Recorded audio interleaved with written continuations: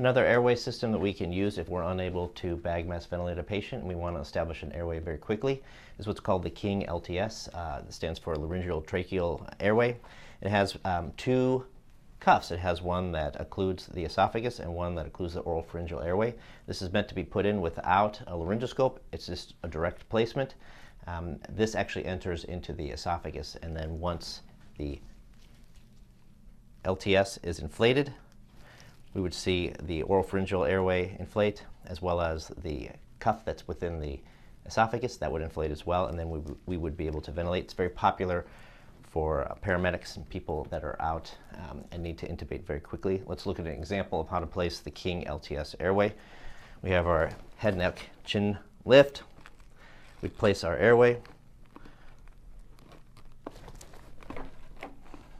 Once the airway is in place, we would inflate. You need about 60 cc's to get this airway inflated. We got a nice cuff seal. Place our bag mask, and we can see chest rise. Remember, this is placed blindly. You do not need to use a laryngoscope. It actually enters the esophagus, and it has two cuffs. An oral pharyngeal cuff blocks the airway so we can ventilate, and a cuff that blocks the esophagus so we're not inflating the stomach. This is the King LTS.